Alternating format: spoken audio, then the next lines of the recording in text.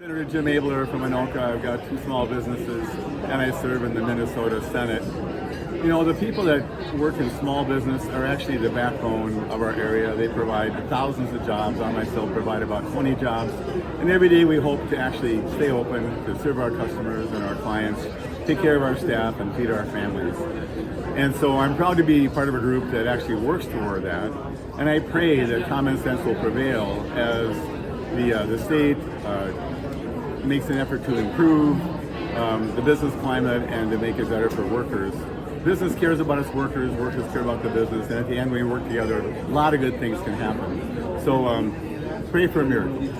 Hey, this is Senator Michael Kroon from District 32, which is Blaine, Ham Lake, Columbus, and Lexington. As a small business owner myself, I'm really excited about the business opportunities in Blaine. We have a really, really great business community here in Minnesota, particularly in the North Metro. I'm excited to be a part of that business community. Although we do have very, very big challenges here in the state of Minnesota. We have the first and sixth highest tax rate in the country for corporate and individual tax rates. We have overregulation. We have an avalanche of new legislation that passed that is going to be harmful to businesses, particularly small businesses who don't have the resources to navigate a lot of this new legislation and bureaucracy. So we have a lot of work cut out for us with the policy in Minnesota. I'm optimistic that we'll be able to get that done if we get the right people in place and make business great again in Minnesota. Hi there, I'm Matt Norris. I represent Blaine and Lexington in the Minnesota House of Representatives.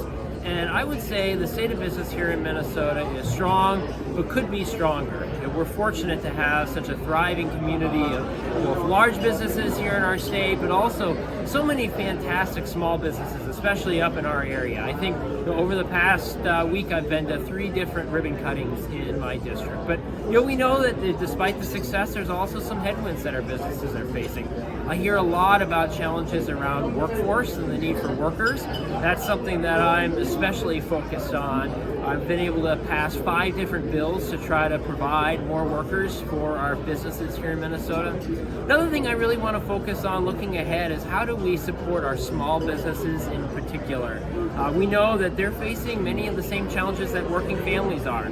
Higher inflation, getting squeezed by prices. And so what can we do to try to provide some additional assistance to those small businesses who are working on really thin margins where maybe some of the larger companies, the Targets, the General Mills, the Best Buys of the world aren't facing those same difficulties. So that's what I want to look at as we work with our businesses moving forward to make Minnesota a place where every business can thrive. Hi, I'm Nolan West. I represent Blaine, Ham Lake, and Columbus in the Minnesota House. And the state of business in Minnesota right now is not great.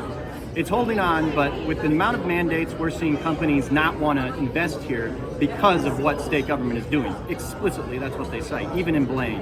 So right now, we're doing all right, but the future is bleak, so we need to make sure we're taking care of Minnesota businesses at the legislature. My name is Harry Niska. I serve in the House representing the cities of Ramsey and part of Andover. And the state of Minnesota business right now, I think, is challenged and uncertain, frankly.